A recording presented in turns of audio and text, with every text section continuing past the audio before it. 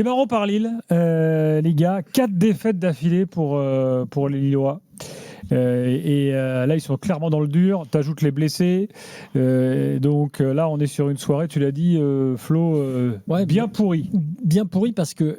Alors, on peut revenir après sur tout ce qui est effectif, blessure d'Igaman, et déjà même dans la constitution de l'effectif avant, tu peux te demander si en prenant Giroud, tu t'es pas bloqué sur d'autres profils et que maintenant tu es un peu prisonnier de tout ça. Là, ils se demandent s'ils vont recruter, sinon ils ont que des petits jeunes derrière. Il y a beaucoup de questions qui se posent sur la façon dont l'effectif a été géré. Mais déjà, là, revenons sur le match. Alexandro, qui avait été expulsé contre Rennes récemment, la première minute, il fait une banane absolue sur la relance. Ils prennent un but à la première minute de jeu. Derrière, ils sont catastrophiques pendant 30 minutes. Ils ont, entre guillemets, la chance d'être après 11 contre 10. Ils n'en profitent pas. Donc, dans les intentions, dans la façon de ne pas trouver la solution, de ne pas jouer extérieur, parce qu'évidemment, quand tu as Giroud dans l'axe, tu joues sur Giroud, ce qui est assez normal, mais Giroud, il n'a pas été très costaud en première période et on le dit depuis un petit moment. Il a été aussi mal utilisé, Flo. Hein. Ouais, mal utilisé, mais il est un petit peu, honnêtement, il est un petit peu en dessous aussi. Donc, il est un petit peu en dessous, mais alors je sais parce qu'il a été critiqué et je l'entends, c'est un peu malheureusement la ligne conductrice de sa carrière. Mais quand tu regardes aujourd'hui à 39 ans ce qu'il est en mesure de pouvoir faire sur le terrain, aujourd'hui c'est le seul ancien, parce qu'on peut parler de Benjamin André, on peut parler de Ben Taleb, même Aïssa Mandi, qui est quand même... qui tient le coup, on va parler de Chancel Mbemba. Je trouve que Olivier, si tu l'as pas aujourd'hui, le LOSC est dans une galère complète. Hein. Alors j'entends ce que tu veux dire, j'entends qu'en effet, c'est vrai qu'il a des performances qui sont peut-être un peu en dessous par rapport à ce qu'on attendait de lui. Encore une fois, on connaît un peu Olivier Giroud, on sait que lorsqu'il le recrute, on sait pourquoi il vient. Et en l'occurrence, je trouvais que sa communication a été très intelligente de manière où est-ce qu'il avait quand même... Il s'était un peu dédouané, il lui avait expliqué qu'il arrivait avec un certain âge, qu'il arrivait en tant que grand frère. Moi, j'ai quand même envie de mettre en avant les efforts qu'il fait. Ouais, mais j'entends ce que tu veux dire. Être prisonnier. Messieurs, dames, vous avez les deux plus grands défenseurs de Olivier Giroud ici. Moi, c'est pas Max, qui était son coéquipier à Los Angeles, et Flo, qui l'a vu à c'est être prisonnier, je trouve le terme assez fort. Non, mais moi, je suis fan de l'homme, et ce que tu dis sur l'attitude, encore ce soir, il n'y a rien à dire. Mais le problème, c'est plus là, on n'est plus là-dessus. On est sur ce qui concerne Giroud lui-même et son niveau qui est honnêtement insuffisant, même s'il fait tous les efforts du monde. Et 2, sur le fait que maintenant le club est prisonnier parce que là c'est ponctuel, Igaman est blessé, Giroud tu peux pas le faire enchaîner à 39 ans et lui-même le disait, les matchs comme ça de la première à la 90e minute. Donc là le LOSC se retrouve pour un club qui veut jouer les premières places dans une situation anormale. Là je parle vraiment en termes d'effectifs, c'est trop juste. Là il faut entrer le petit Jaoun derrière, ils vont pas les cramer des jeunes comme l'a dit Genesio, donc il faut recruter c'est sûr, mais ils se retrouvent quand même dans une situation hyper dangereuse. Oui mais c'est exactement la même chose avec l'Olympique de Marseille, avec Aubameyang et le petit Gouiri derrière, enfin tu vois qui se blesse. Ouais, mais ils ont Gouiri derrière. Oui. Ils étaient censés avoir Egaman quand Gouiri se blesse, il y a uniquement Aubameyang, c'est plus ou moins la même chose. Mais c'est pour ça que je te dis là, la situation. Donc ça déjà, c'est le hasard des blessures et autres, mais c'est vraiment pas bon. Mais 2 là sur le match, après, peu importe les joueurs, tu ne peux pas, quels que soient les joueurs alignés au coup d'envoi, avoir cette attitude-là. Les gars sur les côtés, Correa, catastrophique. Broholm, il a été généreux mais maladroit. Donc ça fait beaucoup trop. Même André, il a été un peu absent ce soir. On l'a moins vu que d'habitude parce que le jeu intérieur a été moins utilisé. Donc André, voilà. J'ai envie de... je voulais dire dans le jeu intérieur avec le... Tu as confondu Ben Taleb, Mouko. Non, Ben Taleb s'est blessé. Alors en plus, quand on en a parlé. Après, Aïssa Mandi qui rentre en tant que milieu défensif. Voilà, c'est tous les mots de l'Olympique de Lille actuellement. Mais c'est quand même un truc à noter, c'est que ce soir, dès la première minute, c'est pas un hasard si tu prends ce but à la première minute parce que le LOSC... On va reparler d'Alexandro. Ouais, le LOSC est à l'envers. Et ce qui est plus inquiétant, c'est la dynamique. C'est-à-dire que moi, ce que j'ai vu dans ce match, c'est que à partir du moment où ils ont été menés à la première minute, il y avait plus personne, tout le monde se cachait un peu, il a fallu qu'il y ait cette expulsion pour que ça les remette un peu à l'endroit, ils ont vraiment eu du mal. Genesio avait l'air de pas comprendre, et c'est pour ça que je faisais le parallèle avec De Zerbi tout à l'heure en disant, tu as l'impression que Genesio il découvre que ces joueurs n'ont pas le mental au moment où il le faut. Mais c'est pas possible qu'ils le sentent pas, qu'ils le voient pas, qu'il n'ait pas l'énergie pour leur donner à un moment ou à un autre. Donc moi, ce qui m'inquiète, c'est que cette équipe, je la voyais assez haut. J'aime bien ce que fait Genesio d'habitude. Effectivement, l'idée d'avoir Giroud dans le cadre d'un effectif plus global, tu peux te dire pourquoi pas, si ça tourne, s'il y a de la rotation, si on tourne avec Igaman et d'autres. Ok, sauf que tout ça n'existe pas. Et effectivement, Alexandro est un peu à l'image de ça. Il a été énorme par le passé. Là, il rentre. L'autre jour, il est même pas fautif, parce que c'est une mauvaise passe qui fait cette faute. Il est carton rouge, il est expulsé. Là, il fait cette énorme erreur dès le début. Il y a plein de cadres qui dérapent. Et l'effectif maintenant devient un peu limite, donc tu te dis, ce LOSC-là, tu vois pas comment il peut s'en sortir. Pardon, écoutez Olivier Giroud, c'était sur Canal il y a quelques secondes. C'est ce premier but d'entrée qu'on prend au bout de 30 secondes, je crois. Alors qu'on s'était fait punir en tout début de match aussi contre Lyon. On s'est dit des choses, mais on recommet les mêmes erreurs. Et ce deuxième but aussi qui me fait enrager, parce qu'à 1-0, il reste à portée de tir et ce deuxième but nous tue. Voilà, et on réduit le score qu'à la fin du match. On a manqué énormément de justesse dans les 30 derniers mètres. Et voilà, après, ils ont défendu bec et ongle leurs résultats en perdant du temps. Et on savait que ça allait être difficile, mais on a manqué trop de justesse sur le dernier geste ou l'avant-dernier geste. Ça fait maintenant 4 défaites consécutives. Comment on sort d'une séquence pareille ? En se relevant, en serrant les coudes et en passant à autre chose. Max, tu voulais rajouter un truc? Ouais, non, moi j'entends ce que dit Flo et je comprends par rapport à la profondeur de banc. Et en fait, je pense que c'est vraiment là la difficulté avec le LOSC. C'est vrai qu'ils n'ont pas été épargnés par les blessures.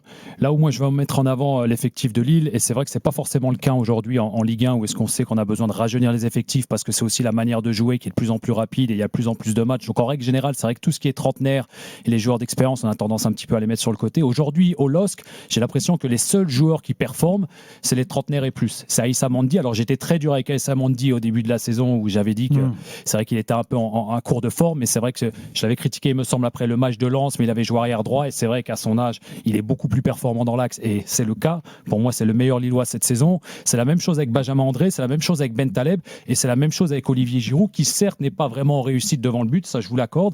Et c'est vrai que la problématique, c'est qu'il arrive avec cette image de meilleur buteur de l'équipe de France, d'un joueur qui a joué au Milan AC, au Chelsea et qui est en mesure normalement de pouvoir marquer 20 ou 25 buts en Ligue 1 parce que justement il a gardé cette image de super buteur. Tout ça pour te dire que moi je trouve que ces 4 joueurs-là, c'est vraiment l'élément clé, en tout cas c'est la colonne vertébrale sur laquelle le LOSC doit absolument s'appuyer. Maintenant, il y a aussi à comprendre la tactique qui est mise en place par Genesio et on l'a vu sur cette première mi-temps où pour moi tu utilises très mal les joueurs qui sont sur le terrain. Et quand contre le PSG, tu mets Haraldsson sur le côté alors que tu sais qu'Olivier Giroud il a besoin de joueurs qui jouent la profondeur, c'est des choses que je ne comprends pas. Dans un instant, on va rentrer dans les détails tactiques. On aura Julien avec nous, supporter du LOSC. Et puis après, messieurs, dames, nous pourrons célébrer comme il se doit la victoire de Nice, contre toute attente. C'est une semaine de Coupe d'Europe à l'envers. Là, on n'a que des défaites et Nice qui gagne. Donc on est plutôt habitué à l'inverse. Et Lyon. Ah oui, c'est vrai, il y a Lyon, dont on va parler tout à l'heure. Mais c'est vrai que c'est quand même une semaine qui fait un peu mal. Ouais. Qui fait un peu mal parce que Monaco, tu prends quand même une belle grosse volée. Marseille, tu prends 0-3 à domicile, ça fait mal. Lille, c'est le contenu qui fait Paris, mal. Lucien Riquet nous dit c'est un sport de merde. Ouais, c'est un sport de merde. Et Paris domine, mais perd un peu comme l'an dernier dans la première phase de Ligue des Champions. Donc c'est vrai que, ok, t'as Lyon. Bon, Nice, je me passe un peu souci, tant mieux pour eux, mais bon, c'est vraiment anecdotique. Mais sur les vrais matchs, on va dire, c'est quand même une semaine qui nous remet un petit peu, les bébés sur terre, effectivement. Allez, à tout de suite dans l'after. RMC jusqu'à minuit 30. L'after foot. RMC jusqu'à minuit 30. L'after foot. Gilbert Bribois. 23h22, Maxime Chano est là, Florent Gautreau et la soirée Europa League. Ce soir, une défaite pour les clubs français, Lille, 2 victoires, Nice et Lyon. C'est pas un jeudi noir donc, c'est un jeudi plutôt positif. Moi, c'est un jeudi positif, mais c'est une semaine grise. Voilà, mais pour l'instant on est sur le club qui a perdu. Ouais. Lille en l'occurrence. Julien est là, supporter lillois. Salut Julien. Salut Gilbert, salut Max, salut Flo. Bon, là, Lille est clairement dans le dur. Quel constat fais-tu? Et puis après, il faut qu'on parle un peu de la suite aussi. Donc d'abord, qu'est-ce que tu veux nous dire après ce match? Alors, je suis globalement d'accord avec ce que vous avez dit. Je suis très inquiet pour la suite. Mais moi, il y a surtout un dossier que j'ai envie d'ouvrir, que vous avez très peu abordé, c'est le dossier Genesio. Moi je comprends plus ce qu'il fait. Ça fait quand même plusieurs parce que déjà, je disais à mon père, j'ai regardé le match avec mon père, je disais c'est quand le dernier clean sheet qu'on a fait, et c'était contre les Saint-Maur-les-Gitanos de notre cher Kevin Diaz. Et c'était pas un match Ah oui. flamboyant, hein. Clairement, c'était pas. Et en fait, quand Ils n'ont on pas est survolé le supporter de match en Lille, plus, t'as raison. Ouais. non, pas du tout. Et en fait, quand on regarde, on s'installe devant la télé pour un match de Lille. Bah en fait, on se dit bon bah alors déjà on commence le match, soit on va se prendre un carton rouge, soit on commence à 1-0 parce qu'il va y avoir une boulette. Et moi, il y a un moment où, en fait, j'ai l'impression que la fébrilité globale, Max, tu me dis si j'ai une connerie, mais je pense que c'est un truc qui est plutôt contagieux. C'est-à-dire que quand ça vient d'un joueur, 2 joueurs, 3 joueurs, il y a un moment, le coach, il doit faire son job et remettre un peu de sérénité là-dedans, faire un peu, revenir peut-être à des trucs un poil plus basiques. Parce qu'à chaque fois, on veut ressortir de derrière, etc., mais ça ne donne jamais rien. Et puis ensuite, on est catastrophique défensivement. Et puis offensivement, c'est stérile. Enfin, moi, j'ai 32 ans, je suis pas trop vieux, mais ça fait longtemps que j'ai pas joué au foot. Je fais 1m70. Je pense que je peux défendre contre Lille. Ouais. C'est catastrophique. Ouais. Et puis il y a quelque chose que. Alors, on Et parle j'ai oublié, et on commence à 10 parce que. Gros respect pour lui, mais Giroud, ça devient très compliqué, quoi. Alors, je sais que les solutions, elles sont pas, il n'y a pas pléthore de solutions. Mais quand je vois le petit Diaoun, enfin, il y a Pardo, pareil. Enfin, il y a un problème avec Pardo. Pardo, il y a un problème. Mais Pardo, il faut qu'il arrive à l'aligner à côté d'Olivier. Il faut qu'il arrive à l'aligner à côté d'Olivier. Il y a un souci avec lui, extra sportif, je pense. Parce qu'on le voit pas beaucoup. Mais c'est le job de Genesio aussi. Alors sur Genesio, est-ce que vous êtes d'accord avec Julien sur Genesio? Alors, je suis d'accord pour ouvrir le dossier, tu as tout à fait raison.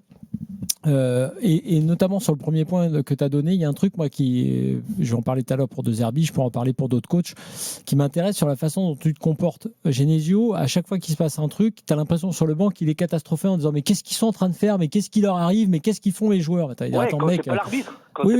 Alors que c'était l'arbitre, il s'est excusé, effectivement, c'est soit l'arbitre, soit ça, mais moi, c'est un truc qui m'exaspère.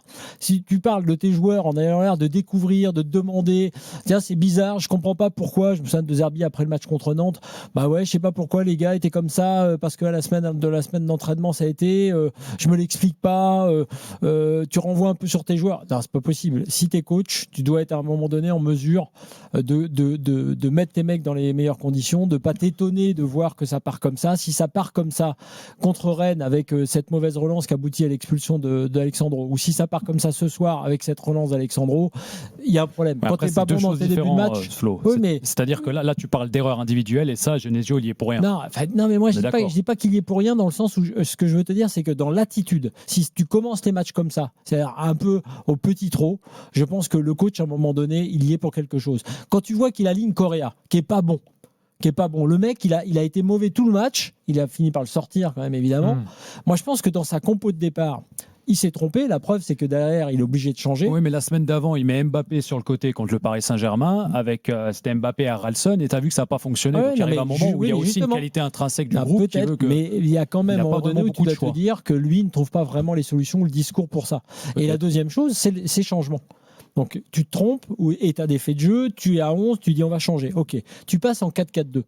Moi, honnêtement, ce 4-4-2, il n'a pas été très bien géré non plus dans la deuxième période. C'était un peu mieux. Oui, c'est mieux, bien sûr. Fernandez Pardo, effectivement, tu as raison. Oui, à côté de Giroud, ça fait du bien. Mais néanmoins, c'est pareil. On n'a pas vu assez de choses sur les côtés. Ou alors, à l'inverse, quand on passait sur les côtés, il n'y avait plus du tout de jeu intérieur.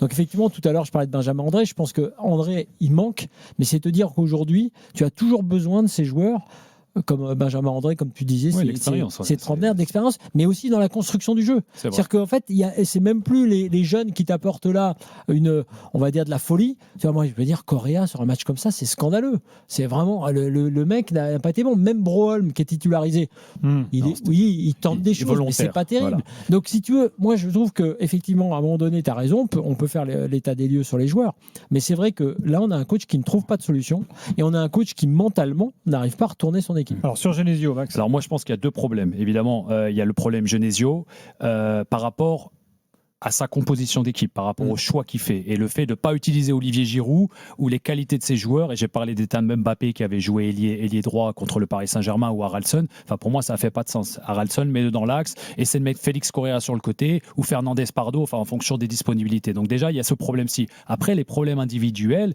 et là, on parlait des problèmes défensifs, que ça soit Alexandro, on n'a pas assez parlé du gardien de but, Berkehauser, qui est quand même loin d'être l'assurance touriste. Je pense que c'est un des pires de Ligue 1. Voilà, quand tu fais la comparaison, il a fait son truc des trois tirs au but, des 3 pénaltys arrêtés. D'ailleurs, entre parenthèses, si les ont été tirés 3 fois, c'est parce que lui-même, il était incapable de rester sur sa ligne. Mais enfin, bon, bref. C'est un vrai problème, lui. Hein. Ah bah c'est un vrai problème. Et c'est le un deuxième, problème Baudard, il n'est pas génial non plus. C'est un problème avec ses pieds, c'est un problème pour l'idée sa défense. Parce que c'est vrai que si tu fais la comparaison avec Robert Isser, par exemple, le nombre de points qu'il fait gagner à Lens, elle est aussi là la différence. Donc il y a deux problèmes à Lille actuellement. Évidemment, il y a les individualités, et on pourrait mettre aussi Romain Perrault là-dedans. Il y a quelques individualités qui ressortent, qui essaient de faire tenir le bateau à flot. Pour moi, en tout cas, c'est mon avis. C'est Aïssa Mandi, c'est Ben Taleb, c'est Benjamin André et c'est Olivier Giroud. Peu importe ce que les gens pensent, pour moi, il est volontaire et il essaie. Et après, tu as la problématique Genesio qui n'arrive pas à faire jouer ses joueurs avec leur qualité. Voilà. Bon, Julien, un truc à rajouter ? Bah, moi, je vais juste rebondir sur ce que tu dis. Je sais que c'est ton pote, Max, mais Giroud, c'est catastrophique. Il se fait bouffer dans tous les duels. Moi, à chaque fois, je me dis, il y a peut-être une petite faute, il y a peut-être un petit truc, parce que quand on n'arrive pas à ressortir de derrière, comme je disais tout à l'heure, parfois ça balance devant, parce que justement on pourrait se dire on peut s'appuyer sur un Olivier Giroud en pivot qui peut remettre sur un Haraldson ou là ça mais pourrait il être le fait très intéressant. Il le fait. La problématique de la première mi-temps contre mais non, Vigo, tu es parce d'accord avec qu'il moi qu'ils l'ont lancé en profondeur, Olivier Giroud. Olivier Giroud, Olivier Giroud à 30 ans, il prenait déjà pas la profondeur, c'est pas à 39. Là où tu as raison, c'est qu'il a eu quelques centres, il n'est pas passé devant son défenseur. Il était à 3 contre lui aussi, monsieur. Mais même sur tous les autres matchs de Ligue 1, les gros ballons, même moi je me souviens le match contre Rennes, alors pareil c'est particulier parce qu'encore une fois on se prend un rouge, il s'est fait défoncer par un mec qui a l'âge il pourrait être son fils, par Jacquet. Il s'est fait enfin Giroud, moi j'adore, enfin j'ai pris son maillot cette année, Floqué Giroud. Vraiment c'est un mec que j'adore, mais ça, moi je vais être honnête, il me fait de la peine. Il me fait de la peine sur le terrain, il se fait défoncer. Je suis d'accord qu'il faut pas là où je suis d'accord avec toi, Max, c'est que on joue pas assez sur ses qualités. Bien sûr. Et je suis bien placé pour le savoir parce qu'à Los Angeles, c'était exactement la même situation où ils ont fait signer Olivier Giroud et ils l'ont envoyé en profondeur de la même manière dont ils ont envoyé Carlos Vela ou Denis Bouanga. Mais c'est pas les qualités.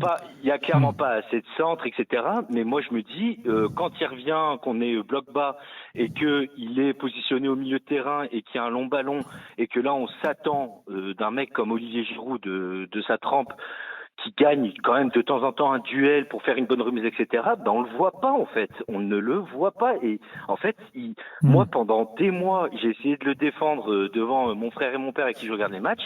Et aujourd'hui, c'est très, très, très compliqué de le défendre. Bon, bah écoute Julien, le message est passé, je te remercie. Salut Julien. Salut les gars, bonne soirée. Salut Julien. À bientôt. Est-ce que vous arrivez à en sauver un quand même, là, si on fait une mini-évaluation ? On a beaucoup parlé de Giroud. Bon, on va pas l'évaluer évidemment. Alors, Alexandro, on fait quoi avec Alexandro d'ailleurs ? Ah non, c'est son contrat et on le renvoie au Brésil. Non, c'est trop juste. Là, c'est vrai que je te dis, lui en plus doit faire figure de pilier. C'est censé être un taulier. Mais il joue à côté d'Aingoy, tu vois. Avant sa blessure, ça allait. L'an dernier, ça allait. C'est ça. Il est à court de rythme aussi. Attention, je veux pas condamner le joueur. Je te parle là maintenant. En tout cas, il est évident que c'est un vrai souci.